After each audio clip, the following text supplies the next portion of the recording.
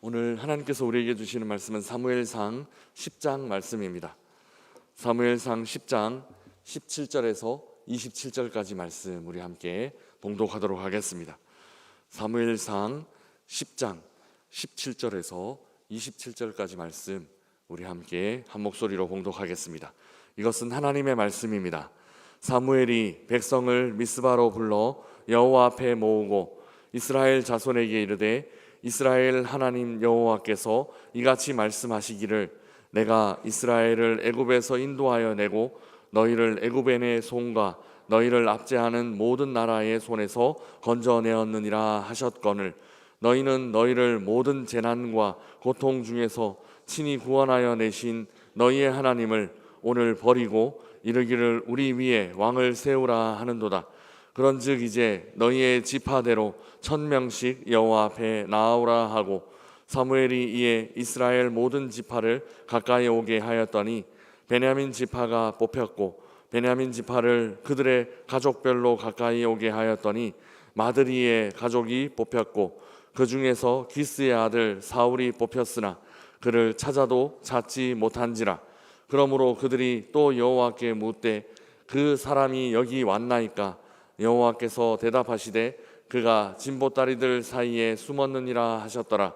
그들이 달려가서 거기서 그를 데려오매 그가 백성 중에 서니 다른 사람보다 어깨 위만큼 컸더라. 사무엘이 모든 백성에게 이르되 너희는 여호와께서 택하신 자를 보느냐? 모든 백성 중에 짝할 리가 없느니라 하니 모든 백성이 왕의 만세를 외쳐 부르니라. 사무엘의 나라의 제도를 백성에게 말하고 책에 기록하여 여호와 앞에 두고 모든 백성을 각기 집으로 보내매 사울도 기브아 자기 집으로 갈 때에 마음이 하나님께 감동된 유력한 자들과 함께 갔느니라.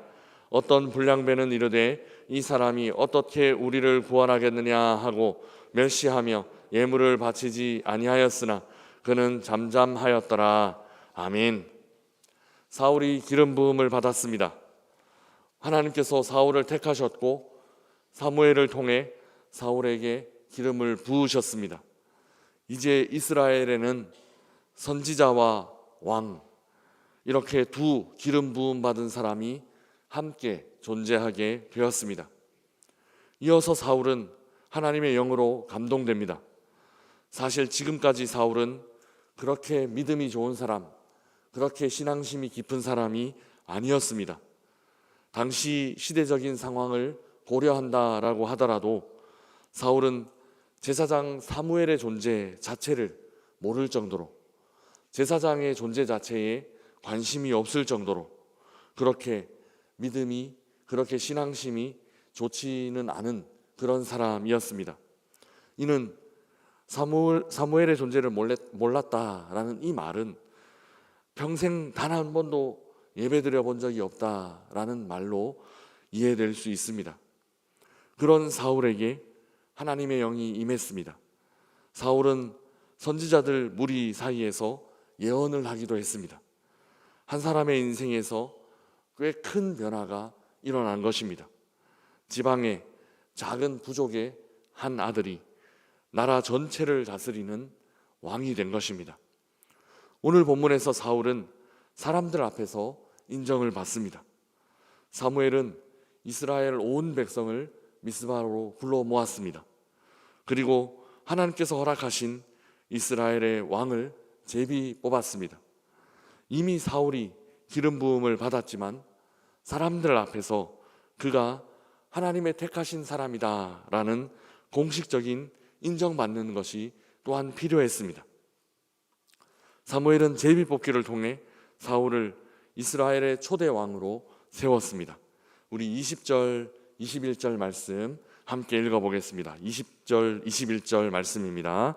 사무엘이 이에 이스라엘 모든 지파를 가까이 오게 하였더니 베냐민 지파가 뽑혔고 베냐민 지파를 그들의 가족별로 가까이 오게 하였더니 마드리의 가족이 뽑혔고 그 중에서 기스의 아들 사울이 뽑혔으나 그를 찾아도 찾지 못한지라. 아멘. 12지파 중에서는 베냐민 지파가 뽑혔습니다. 그리고 베냐민 지파 안에서는 마드리의 가족이, 그 가족 중에서는 기스의 아들 사울이 뽑혔습니다. 하나님은 이런 과정을 통해 사울이 모든 사람 앞에서 왕으로 드러나게 하셨습니다. 그러나 정작 사울 자신은 드러나는 일에 두려움이 있었던 것 같습니다. 제비 뽑기에서는 사울이 뽑혔는데, 그런데 사람들은 사울을 발견할 수가 없었습니다. 좀 유치하지만 이 문제를 이스라엘은 하나님 앞에 가지고 나아갑니다. 그리고 하나님의 응답으로 사울을 찾아냅니다. 22절 말씀 우리 함께 읽어보겠습니다. 그러므로 그들이 또 여호와께 묻되 그 사람이 여기 왔나이까? 여호와께서 대답하시되 그가 진보다리들 사이에 숨었느니라 하셨더라. 아멘. 사람들은 사울이라는 사람의 존재 자체를 몰랐습니다. 그래서 사울이 여기 왔는지 안 왔는지 이 사실을 하나님께 물을 정도였습니다. 그런 존재감 없는 이가 하나님의 택함을 받았습니다. 하나님은 그가 왔다라고 알려주시며 숨어있는 곳까지 친히 알려주셨습니다. 사람들 앞에 당당히 나서기 어려운 사울의 마음, 그저 숨고 싶은 사울의 이 마음, 이해되지 않는 것은 아닙니다. 충분히 이해되고도 남습니다. 단 한 번도 이렇게 사람들 앞에 나서본 적이 없었던 사울이 이스라엘을 대표하는 왕의 자리에 선다라는 것은 그렇게 쉬운 일은 아니었을 것입니다. 큰 부담, 그리고 당황스러운 마음, 당연히 사울의 마음 가운데 있었을 것입니다. 그러나 이 부분도 사울의 인간적인 연약함으로 볼 수 있습니다. 왜냐하면 사울은 이미 사무엘로부터 기름 부음을 받았고, 또 사무엘은 하룻밤을 거의 새가면서 상세하게 사울을 부르신 하나님에 대한 이야기, 또 그 소명에 대한 이야기를 전해주었기 때문입니다. 그리고 심지어 하나님의 영이 임하여서 깊은 영적인 체험도 사울은 최근에 하게 되었습니다. 그런 사울이 숨어있다라는 것은 아직 확신이 없다라는 것이죠. 너무 자신을 내세우는 것도 교만이지만 너무 자신을 감추는 것도 겸손이 아닙니다. 바른 모습이 아닙니다. 하나님께서 세우셨으면 그 하나님 의지하고, 나는 비록 보잘것없지만 그 나를 세우신 하나님 의지하며 당당하게 그 부르심에 합당하게 직분을 감당해 나가야 하는 것입니다. 이렇게 숨는 것은 단순히 자신을 낮추거나 자신감 없는 모습, 그 정도가 아니라 세워주신 하나님을 인정하지 않는 모습, 이런 모습이 될 수 있습니다. 그래서 자신을 세우신 하나님을 틀렸어, 어떻게 나를 세울 수 있어, 이렇게 하나님을 틀렸다고 고백할 수 있는 그런 고백이 될 수도 있는 것입니다. 이처럼 사울의 이야기 안에는 양면적인 모습이 공존하고 있습니다. 사울은 숨어있던 사람이었습니다. 그러나 하나님이 찾아내서 사울을 데려왔습니다. 그 사울의 인생의 전형적인 모습이 이 한 구절 앞에 나타납니다. 하나님이 사울을 찾으셨고 사람들이 사울을 데리고 나오는 모습, 그 모습입니다. 그 처음 하나님의 백성 앞에 드러낸 사울의 모습을 본문은 이렇게 묘사하고 있습니다. 우리 23절 말씀 함께 읽어보겠습니다. 23절입니다. 그들이 달려가서 거기서 그를 데려오매 그가 백성 중에 선이 다른 사람보다 어깨 위만큼 컸더라. 아멘. 사울은 짐짝들 사이에 숨어 있었습니다. 그를 찾아내어 사람들 앞에 내세웠을 때 그 모습을 성경은 다른 사람보다 어깨 위만큼 컸다라고 그렇게 기록하고 있습니다. 사울의 외모를 두드러지게 표현하고 있는 것입니다. 동일한 맥락에서 사무엘도 사울을 백성들 앞에 이렇게 소개하고 있습니다. 24절 말씀 함께 읽어보겠습니다. 사무엘이 모든 백성에게 이르되 너희는 여호와께서 택하신 자를 보느냐, 모든 백성 중에 짝할 리가 없느니라 하니 모든 백성이 왕의 만세를 외쳐 부르니라. 아멘. 사무엘도 새롭게 이스라엘의 리더로 떠오른 사울을 축혀 세워줍니다. 모든 백성 중에 이와 짝할 리가 없다고 사울은 사울을 백성 앞에 내세웠습니다. 한껏 사울이 높아지는 이야기 안에서 사울의 어두운 면들이 여전히 공존하고 있습니다. 본문은 사울의 외모 밖에는 칭찬할 거리를 찾지 못하고 있기 때문입니다. 보통 사람들의 어깨 위에 오는 키, 그리고 짝할 리가 없을 정도로 준수한 외모, 그 정도 외에는 사울의 장점을 발견할 수가 없습니다. 성경은 그저 이렇게만 사울을 묘사하고 있습니다. 사울이 사람들 앞에 등장한 후에 백성들은 흩어지고 사울도 집으로 돌아갔습니다. 26절 말씀 함께 읽어보겠습니다. 사울도 기브아 자기 집으로 갈 때에 마음이 하나님께 감동된 유력한 자들과 함께 갔느니라. 아멘. 사울의 집이 있는 기브아에 대해서는 이미 한번 설명드린 적이 있습니다. 사사기 마지막 단락을 비참하게 마무리하는 바로 그 무대가 기브아, 사울의 고향이었습니다.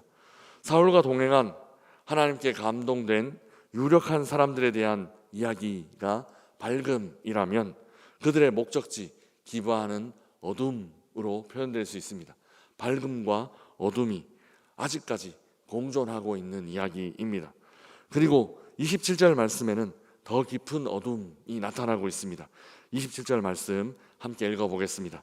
어떤 불량배는 이르되 이 사람이 어떻게 우리를 구원하겠느냐 하고 멸시하며 예물을 바치지 아니하였으나 그는 잠잠하였더라. 아멘. 27절에는 불량배 한 사람이 등장합니다. 그가 누구인지 성경은 크게 관심이 없습니다. 다만 그는 사울에 대해서 불만이 있는 사람으로 보입니다. 그는 사울이 우리를 구원할 수 없을 것이라고 부정적으로 말했습니다. 사울을 왕으로 인정하지 않겠다라는 말입니다. 이 말은 참 의미심장합니다. 사울을 반대하는 이 말이 하나님을 찬성하는 말이 될 수 있기 때문입니다. 사울이 그 누구도 구원할 수 없다. 사울은 그 누구도 구원할 수 없다. 이 말은 오직 하나님만 구원자이다 라는 고백으로도 해석될 수 있기 때문입니다. 그런데 이 고백을 하는 사람이 그렇게 신실한 사람이 아닙니다. 성경은 불량자였다, 이렇게, 불량배였다, 이렇게 기록하고 있기 때문입니다. 이것이 하나님 아닌 왕을 세운 이스라엘이 빠진 딜레마입니다. 하나님 앞에 진실된 고백을 하는 사람은 오히려 불량배입니다. 그런데 그 불량배는 하나님 앞에 오히려 믿음의 고백을 하고 있는 그런 참 이상한 모습, 빛과 어둠이 공존하고 어둠에 있는 사람이 빛을 말하고 빛에 있는 사람이 어둠을 향해 가고 있는 이런 모습이 오늘 본문 안에 전반적으로 나타나고 있습니다. 모든 사람이 찬성만을 할 수는 없겠지만 사실 이 일부의 부정도 이해할 수 없기는 마찬가지입니다. 왜냐하면 하나님께서 원치 않으시는 왕을 구한 것은 그들 자신, 이스라엘 자신들이었기 때문입니다. 그들은 공식적으로 회의가 소집된 가운데 나름대로 공정하게 제비뽑기로 사울을 왕으로 뽑았습니다. 그러니까 그들이 원한 왕, 그리고 공식적인 절차를 통해 뽑은 임금을 그들의 입으로 100% 다 인정하지 않는 모습이 바로 이 모습입니다. 그런데 지금 비판적인 생각을 가진 사람이 생겨났습니다. 새로운 시대를 향한 빛나는 순간, 동시에 어둠의 그림자가 함께 드리워지고 있습니다. 사울은 어쩔 수 없이 이런 양면성을 가진 사람입니다. 그의 뛰어난 외모와 큰 키에 비해 그는 숨으려는 사람이었고 마음이 하나가 된 유력한 지도자들과 함께 향했던 곳은 최악의 역사, 최악의 기억을 가진 기브아였으며 이미 백성들 중에서도 반대자가 생겨나고 있는 모습, 이 모습이 사울이 왕이 되었을 때, 인간이 왕이 되었을 때 일어난 일입니다. 사울의 미래는 그가 지속적으로 거룩하고 경건하게 하나님 편에 서지 않으면 급속도로 좋지 않은 상황에 휘말릴 수 있는 위험성 항상 내포하고 있는 그런 상황입니다. 하나님을 버린 자리에 세운 사람, 왕이었기 때문입니다. 사랑하는 명선의 가족 여러분, 하나님을 대체하는 자리에 세워지는 사람의 모습을 우리는 살펴보았습니다. 하나님의 자리를 대체하면 하나님처럼 빛날 것 같지만 사실은 굉장히 위태롭고 굉장히 위험한 그런 자리입니다. 겸손히 자신을 세우신 하나님을 인정하는 삶을 살면 그 빛, 계속 유지할 수 있을 것입니다. 그러나 자신을 세우신 하나님을 잊어버리는 순간, 그리고 진짜 하나님 자리에 자신을 대체하려고 하는 순간 그는 날개 없는 추락을 경험하게 될 것입니다. 가장 빛나는 순간, 드리워진 깊은 어둠의 양면성을 이런 열린 결말에 대한 준비, 그러니까 그 어둠의 양면성은 항상 이런 열린 결말을 준비해야 한다라고 교훈하고 있는 것입니다. 사울 앞에 놓인 길은 그가 하나님을 향해 어떤 자세를 취하느냐에 따라, 그리고 그가 믿음과 관련해서 어떤 결정을 하느냐에 따라 전혀 다른 결말을 맺어갈 수 있습니다. 그는 하나님께 감동된 사람들, 그런 사람들과 계속 관계를 유지해야 할 것입니다. 사무엘과 계속 관계를 깊이 맺어야 하고, 또 다윗과 계속 깊이 관계를 맺어야 할 것입니다. 그리고 세워주신 하나님의 뜻을 잘 분별하며 자신을 숨기더라도 하나님을 드러내는 삶을 살아야만 할 것입니다. 그러면 그의 왕권, 하나님께서 그를 축복하신 축복이 계속 유지될 수 있을 것입니다. 그러나 그렇게 되지 않았을 때, 그가 만약에 하나님을 버리게 되면 하나님도 그를 버리는 결말을 초래하게 될 것입니다. 사랑하는 여러분, 이 갈림길은 우리 앞에도 놓여져 있습니다. 오늘 하루 살아가는 동안에도 이 갈림길은 우리 앞에 놓여져 있습니다. 하나님을 왕으로 모신 삶을 사시겠습니까? 아니면 하나님을 밀어내고 내가 그 왕의 자리를 대체하는 삶을 사시겠습니까? 오늘 하루 우리가 살아가는 삶의 자리에서 하나님의 세우심을 인정하고 하나님의 마음을 드러내며 하나님을 대체하는 것이 아니라 하나님 아닌 것들로 대체된 것을 하나님으로 다시 돌려놓는 그런 하루를 사시기를 주님의 이름으로 축복합니다.